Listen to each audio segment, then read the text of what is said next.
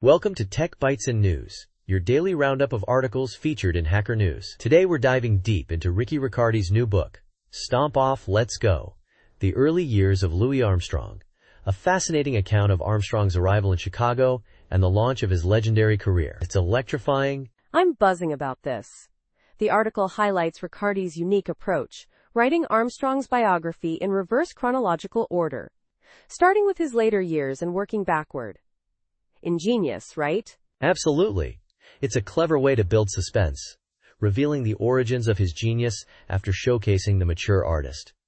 And the detail. The excerpt describes Armstrong's arrival in Chicago in 1922, down to the fried chicken on the train and the anxious wait at the station. It's incredibly vivid. Yeah, the description of his arrival is amazing. That moment when the policeman helps him, contrasting Southern and Northern experiences with law enforcement, powerful stuff. And then, the Lincoln Gardens. The description of the venue is so evocative. That huge crystal ball. Totally. It paints a picture of a vibrant, bustling scene. And the descriptions of the other musicians, Oliver's reaction, the MC, it's like you're right there. It's almost cinematic. I see. One thing that struck me was Oliver's initial reaction to Armstrong's appearance. Greasy as a pig, raggedy suitcase.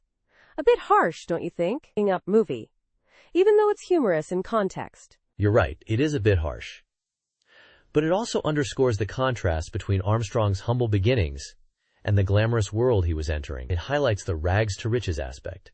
It's a stark contrast, but it's real. And it shows Oliver's protective nature, too. He's concerned about Armstrong's nerves. True. And the story of the private bath. Classic. It's a small detail that reveals so much about the cultural differences between New Orleans and Chicago. It's funny, but also poignant. Exactly. Those small details are what make the story so compelling. And the way Riccardi weaves in the historical context, the Great Migration, the racial dynamics of the time. It's masterful. It's not just a biography, it's a social history. The excerpt ends with Armstrong's first performance, his initial nerves, and then the magic happening when he and Oliver find their musical synergy. That's a perfect ending to the excerpt. It leaves you wanting more. It certainly does. The whole article is a fantastic advertisement for the book. I'm definitely adding it to my reading list. Riccardi's dedication to Armstrong's legacy is inspiring. It's a testament to the power of meticulous research and passionate storytelling. Me too. This has been a great discussion. Thanks for joining us on Tech Bytes and News. My pleasure. And to our listeners, thanks for tuning in. We hope you enjoyed this deep dive into the life and times of Louis Armstrong. Until next time, keep exploring. Bye-bye.